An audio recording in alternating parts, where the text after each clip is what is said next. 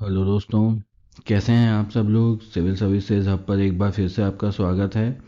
दोस्तों, आज के इस वीडियो में द हिंदू एडिटोरियल एनालिसिस करेंगे हम 5 फरवरी 2022 का। तो आइए बिना देरी किए शुरू करते हैं। दोस्तों, आज के इस पहले एडिटोरियल में जो बात कही गई है वो मैरिटल रेप को लेकर इसमें बात बताई गई है, और जो उसकी उपस्थिति और अनुपस्थिति को लेकर और उसके जो हमारे क्रिमिनल प्रोसीजर में जो उसकी स्थिति है उसको लेकर इसमें बात की गई है कि क्या इसकी आवश्यकता है और क्या इसकी आवश्यकता नहीं है। तो आर्टिकल में यह बताने की कोशिश की गई है कि गवर्नमेंट को जो अपना स्टैंड है वो मैरिटल रेप पे, वैवाहिक बलात्कार जिसे कहा जाता है, उसके ऊपर जो अपना स्टैंड है वो क्लियर करने की बात इसमें कही गई है। बेसिकली जो अभी मैरिटल रेप क्रिमिनल ऑफेंस होना चाहिए कि नहीं होना चाहिए उसके ऊपर सुप्रीम कोर्ट में एक केस चल रहा है। 2017 में भी इस प्रकार का एक केस है वो चल रहा था, जिसमें सरकार ने कहा था कि दो मैरिटल रेप एक क्रिमिनल ऑफेंस है अगर अम, जो महिला हैं, जो पत्नी है किसी व्यक्ति की, उनकी अगर एज 18 साल से बिलो है, उससे कम है, तो उसे मैरिटल रेप की कैटेगरी में माना जाता था। तो उसे अब जो हमारी women and child development minister है स्मृति ईरानी, उन्हें अपना स्टैंड जो है, अपनी स्थिति जो है वो उसमें सुप्रीम कोर्ट में पेश करनी है, जिसके लिए उन्होंने अभी समय मांगा है कि हम वापस से पुनः विचार करना चाहते हैं कि इस स्थिति में मैरिटल रेप क्रिमिनल प्रोसीजर में होना चाहिए कि नहीं होना चाहिए। बेसिकली इसमें इस बात को भी बताया गया है कि किस प्रकार से जो वुमेन्स हैं उन पर जो टॉर्चर का प्रोसेस है वो हमारे देश में किया जाता है। इसीलिए मैरिटल रेप की जो परिभाषा है उसे क्रिमिनल प्रोसीजर में दी गई है, और जो शादी के बाद में जो भी अत्याचार महिलाओं पर होते हैं उसे रोकने के लिए इस प्रकार का प्रोसीजर लाया गया है। लेकिन आप देखेंगे कि जो कई ऐसे लॉज जो हैं और भी हमारे देश में अवेलेबल हैं, जो महिलाओं को इस तरीके की जो उनके साथ में अगर दुराचार होता है तो उसे रोकने के लिए कानून बनाए गए हैं। जैसे कि डोमेस्टिक वायलेंस का है, घरेलू हिंसा का जो प्रोसीजर है, घरेलू हिंसा से संबंधित जितने भी रूल्स हैं वो डोमेस्टिक वायलेंस में दिए गए हैं, और डोमेस्टिक वायलेंस में जो सेक्सुअल अब्यूज़ है उसे भी इसमें शामिल किया गया है। तो इसलिए जो मैरिटल रेप है उसकी आवश्यकता यहाँ पर नहीं होनी चाहिए। उसके अलावा कई ऐसे लॉज हैं जिसमें सेक्सुअल अब्यूज़ को एक क्राइम माना है, उस क्राइम के चलते मैरिटल रेप को भी उसके अंदर शामिल किया जा सकता है। तो इसी वजह से जो सरकार ने अपना ये स्टैंड दिया है कि वो मैरिटल रेप की जो परिभाषा है, जो उनका भी स्थिति है, उसके बारे में पुनः विचार करना चाहते हैं। इसके दूसरी तरफ आप देखेंगे कि जो महिलाएं हैं उन महिलाओं को प्रोटेक्ट करने के लिए इस नियम को लाया गया था। ये नियम के विरोध में ये तर्क भी दिया जा रहा है कि अभी जो सोसाइटी में जो लोग महिलाएं हैं वो पूरी तरीके से एजुकेटेड और पढ़ी लिखी नहीं है। इसी वजह से इस कानून की जो अहमियत है वो इतनी नहीं बच जाती है, क्योंकि महिलाएं समझ नहीं पाती हैं कि किस प्रकार का अधिकार उनके पास में है। लेकिन आप देखेंगे कि अगर महिलाएं मैरिटल रेप से संबंधित अगर अपने अधिकारों को नहीं समझ पाती हैं, तो जाहिर सी बात है कि वो डोमेस्टिक वायलेंस और जो अन्य सेक्सुअल अब्यूज़ से लेकर जो लॉज हमारे देश में हैं उनको भी नहीं समझ पाएंगी। तो इसलिए दोनों स्थितियों को देखकर यहाँ पे डिसीजन लेना होगा। इसके अलावा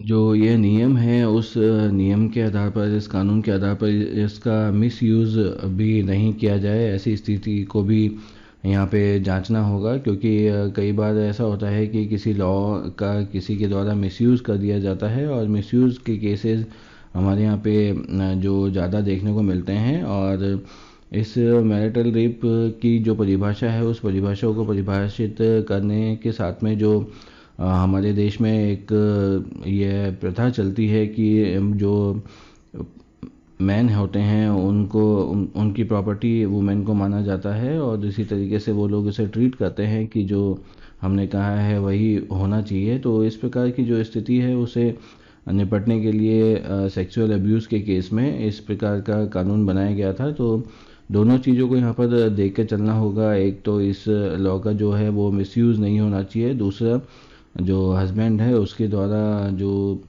अपने पत्नी पर इस तरीके के अत्याचार हैं वो होने से बचाए जाने चाहिए। तो इस आर्टिकल में बेसिकली इसी बात को समझाया गया है। चलिए बढ़ते हैं अगले आर्टिकल की तरफ।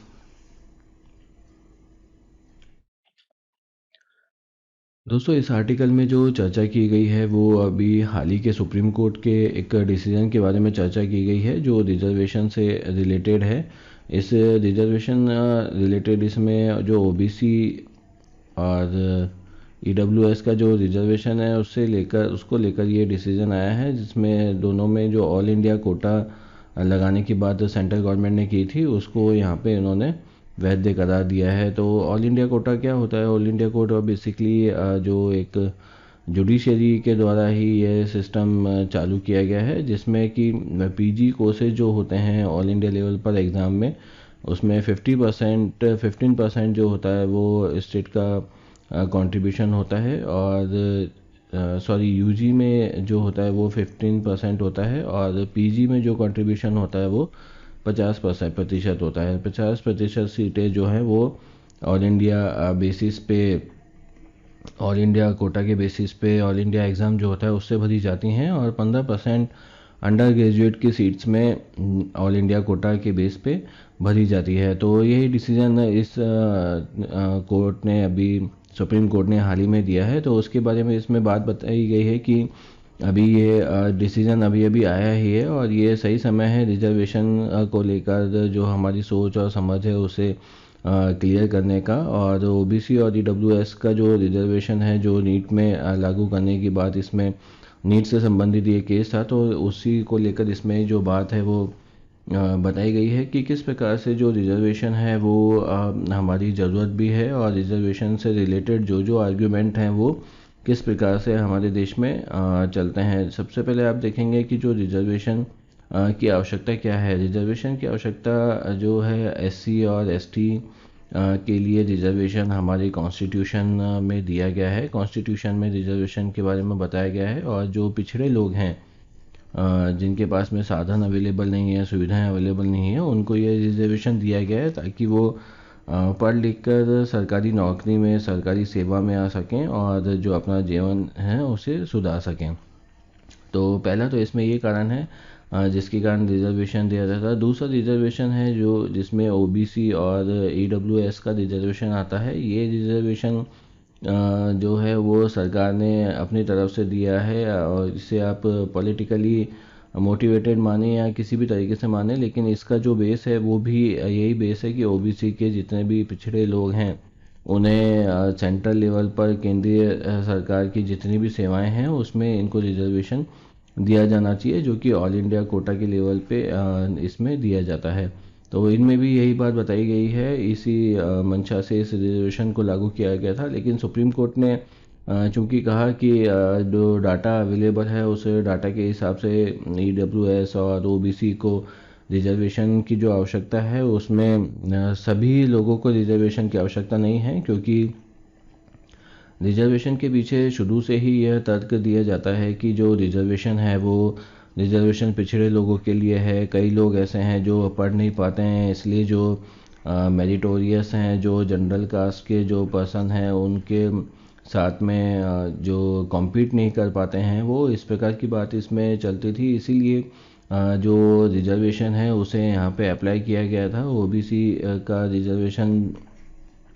ओबीसी का जो रिजर्वेशन है उसे यहाँ पे लागू किया गया ऑल इंडिया लेवल पर, और अभी जो है ईडब्ल्यूएस का रिजर्वेशन लागू किया गया। ईडब्ल्यूएस के रिजर्वेशन को लागू करने के पीछे भी यही था कि जो पब्लिक है उन जनरल कास्ट के जो भी लोग हैं उनके द्वारा यह मांग की जा रही थी कि ज़रूरी नहीं है कि एससी एसटी और ओबीसी के जो लोग हैं वो ही गरीब हों, उनके पास में ही पढ़ने के साधन नहीं हो। दोनों तरफ दोनों प्रकार के लोग हैं। जनरल कैटेगरी में भी कई ऐसे लोग हैं, कई ऐसे परिवार हैं जिनके पास में पहनने को, खाने को इस प्रकार की सुविधाएं उपलब्ध नहीं हैं, पढ़ने के लिए उनके पास में सुविधाएं उपलब्ध नहीं हैं। तो इस प्रकार से जो ये तर्क दिए जा रहे थे कि जनरल कैटेगरी में ही इस प्रकार के लोग अवेलेबल हैं, तो ओबीसी और एससी एसटी में भी इस प्रकार के लोग अवेलेबल हैं। तो इसीलिए जो है वो केंद्र सरकार ने ईडब्ल्यूएस का रिजर्वेशन लागू किया। लेकिन जो एससी एसटी का रिजर्वेशन है वो हमारे संविधान में दिया गया है। इसे सरकार 10-10 साल के लिए आगे बढ़ाती जाती है। 10 साल के लिए रिजर्वेशन शुरू में दिया गया था, उसके बाद भी लगातार इसे बढ़ाया जा रहा है। हाल ही में अभी 2019-20 में भी इसे बढ़ाया गया है, तो 10 वर्ष के लिए फिर से बढ़ाया गया है।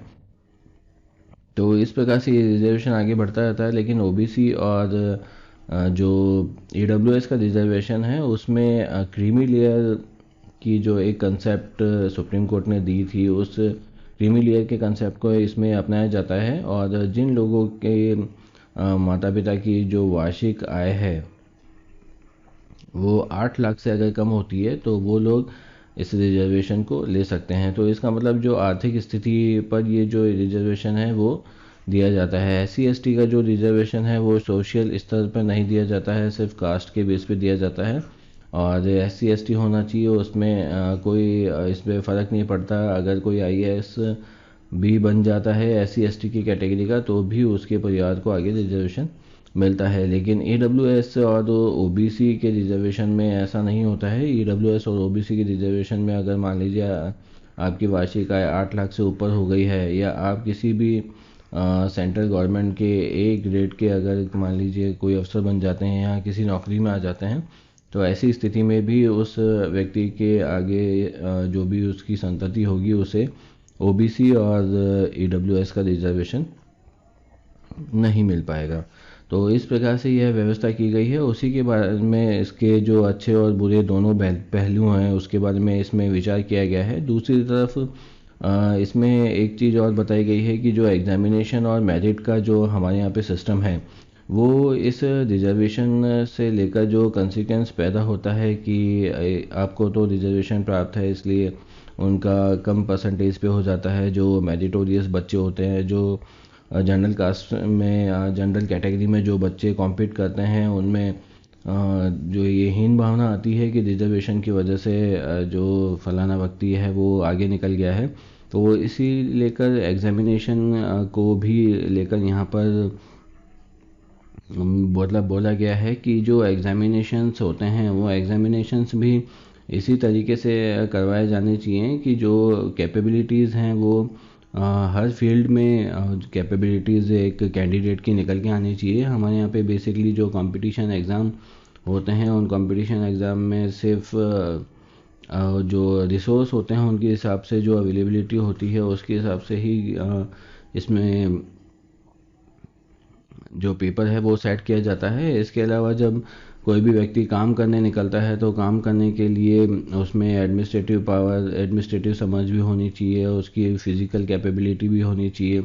इस प्रकार की जो मेजर्स हैं उन्हें नज़रअंदाज किया जाता है। सिर्फ एक कॉम्पिटिटिव एग्ज़ाम के बिहाफ पर ही ये जो एडमिशन है वो अभी तक किए जाते हैं। तो इस कॉम्पिटिटिव एग्ज़ाम का जो प्रोसेस है उसे भी यहाँ पे क्रिटिसाइज़ किया गया है कि ये कॉम्पिटिटिव एग्ज़ाम का जो प्रोसेस होता है उससे भी कैंडिडेट्स में जो हीन भावना है वो आती है कि जनरल कैटेगरी में जाहिर सी बात है कि कट ऑफ हाई रहता है, और जो कैटेगरीज़ हैं ओबीसी हो चाहे से एससी एसटी हो उसमें जनरल से कट ऑफ जो होता है वो कम रहता है। तो इसी वजह से उन कैंडिडेट्स में ये हीन भावना पैदा होती है कि जो जनरल की कैटेगरी है उसमें बहुत सारे मेरिटोरियस बच्चे हैं जो कि रिजर्वेशन की वजह से रह जाते हैं। तो इस चीज़ को उनको समझाने की ज़रूरत है, और एग्जामिनेशन का जो हमारा पैटर्न है उस पैटर्न को सही करने की ज़रूरत है कि लोगों में ऐसी भावना पैदा ना हो कि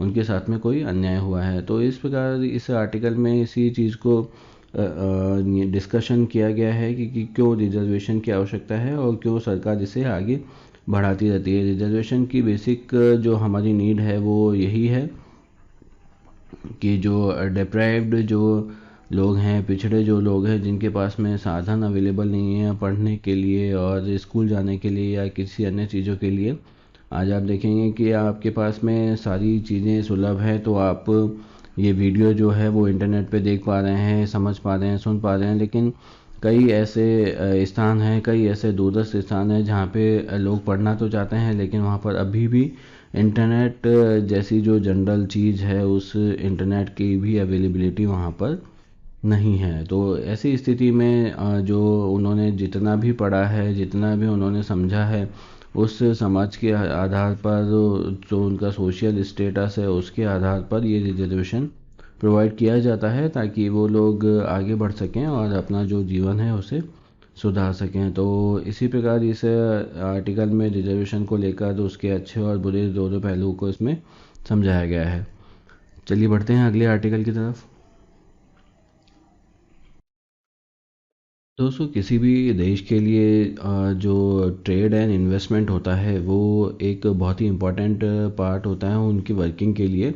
तो उसी को लेकर इसमें कुछ जो अभी रिसेंट डेवलपमेंट हुए हैं उनको लेकर इसमें बात की गई है। हाल ही में यूनाइटेड किंगडम के साथ में जो फ्री ट्रेड एग्रीमेंट है उसकी तरफ भारत ने और प्रगति की है, और उसी के बारे में इसमें डिस्कशन किया गया है कि फ्री ट्रेड एग्रीमेंट जो बेसिकली होता है उसमें यूके के साथ में हमारा संबंध स्थापित हो गया है, और फ्री ट्रेड एग्रीमेंट में काफ़ी सारी चीज़ें शामिल करने की इसमें बात की गई है। और फ्री ट्रेड एग्रीमेंट में शामिल करके जो 2030 तक 100 बिलियन डॉलर का जो ट्रेड है उसे अचीव करने का जो टारगेट यहाँ पे रखा गया था, उसे इसको अचीव करने में इस फ्री ट्रेड एग्रीमेंट से आसानी होगी। फ्री ट्रेड एग्रीमेंट बेसिकली होता क्या है, इसमें जो दोनों देशों के बीच में जो भी इंपोर्ट एक्सपोर्ट होता है, और इंपोर्ट एक्सपोर्ट पे कोई भी किसी भी प्रकार का टैक्स किसी भी कंट्री के द्वारा नहीं लगाया जाता है। तो इसे ही फ्री ट्रेड एग्रीमेंट कहा जाता है। फ्री ट्रेड एग्रीमेंट का बेसिक फ़ायदा ये होता है कि इस पर कोई भी टैक्स जो है वो नहीं लगाया जाता है। तो किस अगले देश में जब ये एक्सपोर्ट की जाती हैं कोई भी चीज़ें, या हमारे देश में इंपोर्ट की जाती हैं बाहर से, तो उनके ऊपर टैक्स नहीं लगने की वजह से उनकी जो एक्चुअल प्राइस है उसी प्राइस पे उसे सेल किया जाता है, और एक्चुअल प्राइस पे सेल किया जाता है तो उसमें जो प्रॉफिट होता है वो भी हायर रहता है। और इसके अलावा जो कंज्यूमर को लेस प्राइस पर जो प्रोडक्ट है वो अवेलेबल हो जाता है। तो इसी वजह से फ्री ट्रेड एग्रीमेंट जो है बहुत ही ज़्यादा इम्पोर्टेंट होता है। इसके अलावा फ्री ट्रेड एग्रीमेंट अवेलेबल होने के साथ में जो इन्वेस्टमेंट्स हैं वो भी इन्वेस्टमेंट भी देश में आती हैं, क्योंकि जो उनमें इंपोर्ट एक्सपोर्ट करने के लिए कोई भी अगर दो देशों के बीच में अगर वो टैक्स नहीं लगा रहे हैं, तो ऐसी स्थिति में उस कंपनी को भी बेसिक फ़ायदा होता है कि जो वहाँ पर इन्वेस्टमेंट करके वो वहाँ पर अपना काम करे। तो इसी को लेकर फ्री ट्रेड एग्रीमेंट को लेकर ही इसमें बात की गई है, और बताया गया है कि किस प्रकार यूके के साथ साथ यूएस और ऑस्ट्रेलिया,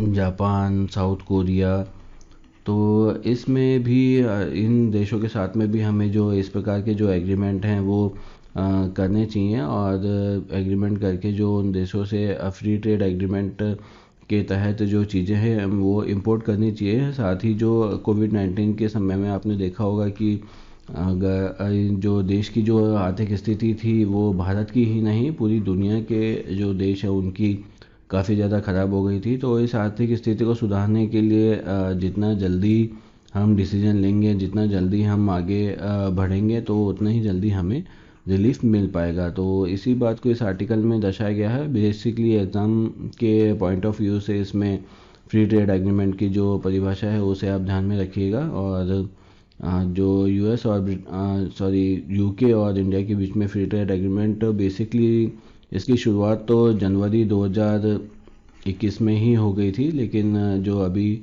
इसके साथ में जो भी डेवलपमेंट है वो धीरे धीरे हो रहे हैं, और फ्री ट्रेड एग्रीमेंट जो जल्द ही भारत और यूके के बीच में शुरू होने की संभावना है। तो इसी संभावना को और ज़रूरत को इस आर्टिकल में दर्शाया गया है।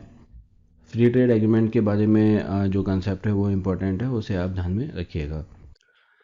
तो दोस्तों आज की द हिंदू एडिटोरियल एनालिसिस का जो ये वीडियो था उसे आज हम यहीं पे समाप्त करते हैं। यह वीडियो आपको कैसा लगा हमें कमेंट बॉक्स पे ज़रूर बताइएगा, ताकि हमें इस वीडियो में कोई इम्प्रूवमेंट अगर आपको लगता है तो वो करने में आसानी रहेगी।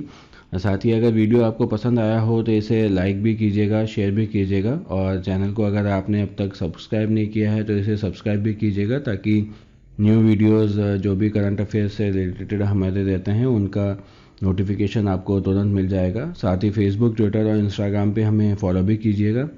आज के लिए बस इतना ही। कल आपसे फिर मुलाकात होगी एक नए वीडियो के साथ में। तब तक के लिए अपना और अपनों का ख्याल रखिए। जय Hind and thanks for watching.